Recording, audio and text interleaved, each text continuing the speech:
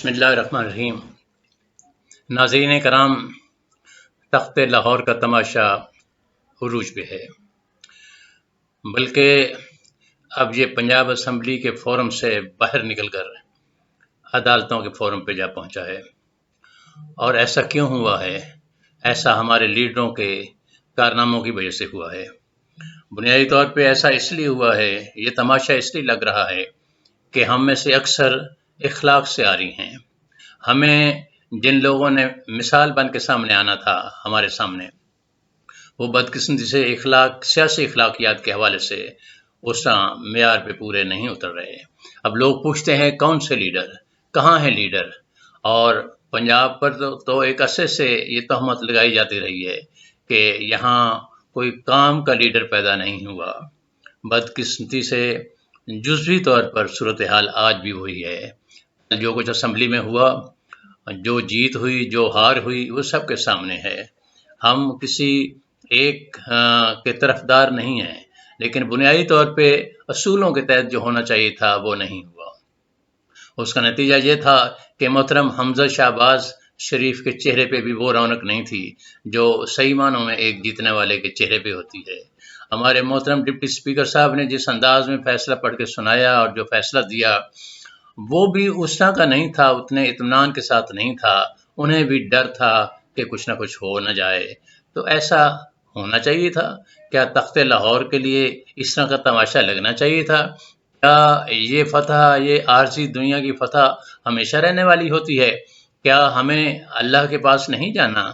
और जब जाना है तो फिर हम इस आरजी दुनिया की फतूहात को, मसनूई फतूहात को क्यों इतना अहम समझते हैं? क्यों इस तरह अपने मुंह पे कालक तक मल लेने को तरजीह देते हैं? बदकिस्मती से हमारी टॉप लेवल की सियासी क़यादत का रोल भी मिसाली नहीं रहा, और सिवाय इसके कि सियासी आंख मचौली होती रही और कुछ नहीं हुआ। तो ये जो इखलाकियात से, सियासी इखलाकियात से महरूमी का मामला है, ये कोई अजीब सा लगता है, दिल को तकलीफ देता है, लोगों के चेहरों से खुशियां छीन लेता है। ऐसा क्यों हुआ?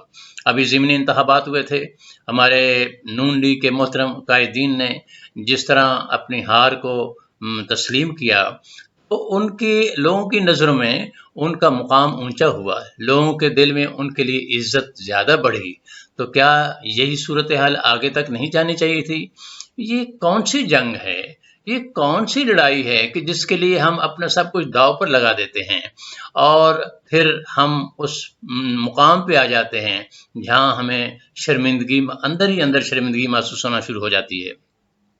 मुझे आज के मंजरनामे पे अपने सीनियर साथी जनाब इफ्तिखार आरिफ की उनके मजमूए कलाम मेहरे दो नीम से एक नज़्म याद आती है। आप भी सुने। वो लिखी तो किसी और पस मंज़र में लिखी गई थी और उस सूरत हाल और थी, लेकिन ऐसा लगता है कि आज भी सूरत हाल वही है।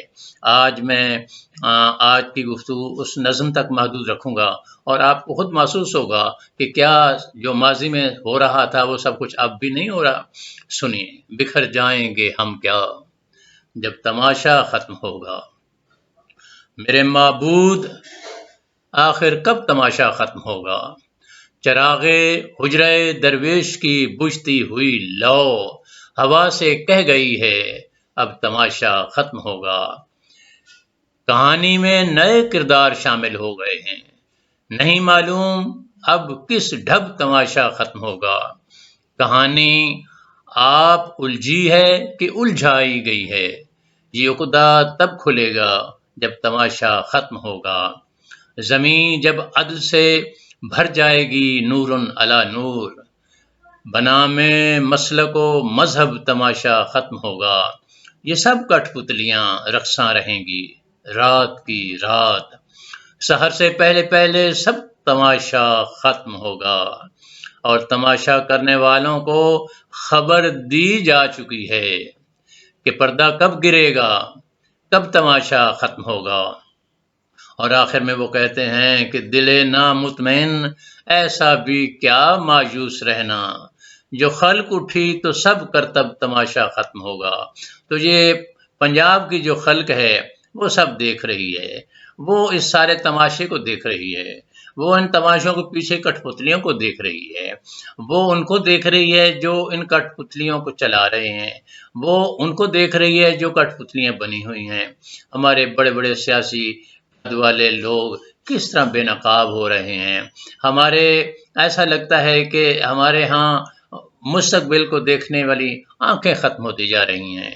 کسی کو نظر نہیں آ رہا کہ جو فیصلہ آج کیا جا رہا ہے صحیح ہے یا غلط، یہ بہرحال بے نقاب ہو جانا ہے، یہ بہرحال سچ کے سامنے بے نقاب ہو جانا ہے۔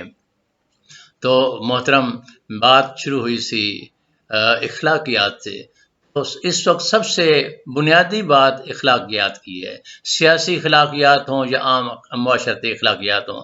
ہمارے نبی محترم، ہمارے آقا و مولا، ہمارے پیغمبر آخر الزمان حضور صلی اللہ علیہ وسلم نے فرمایا تھا، بلکہ کیا اخلاقیات کو سب سے زیادہ اہمیت دی تھی، اور وہی بات ہے کہ ہم ان سے شاید منہ موڑ چکے ہیں، ہم ان کی باتوں کو یاد نہیں رکھ رہے، اور جب تک ان کی باتوں کو یاد نہیں رکھیں گے اور آپ کے فرمودات پر عمل نہیں کریں گے تو کیا خیال ہے مولا آخرت کا اور اس دنیا کا مولا ہمیں معاف کر دے گا؟ ہمیں وہ نظر نہیں آ رہا کہ ہمیں آنکھیں بند کرنی ہے، آگے جانا ہے۔ اقبال کے الفاظ میں اللہ فرماتے ہیں کہ محمد سے وفا تو نے تو ہم تیرے ہیں، یہ جہاں چیز ہے کیا لوح و قلم تیرے ہیں۔ تو جب وفا ہی نہیں ہوگی، جب ان آپ کے فرمودات پر عمل ہی نہیں ہوگا، جب ہم کم از کم اخلاقیات کی حد تک بھی ان کی پیروی نہیں کریں گے یا کم از کم کوشش نہیں کریں گے، تو کیا خیال ہے قیامت کے دن ہم اپنے اللہ کا سامنا کیسے کریں گے؟ بہت شکریہ۔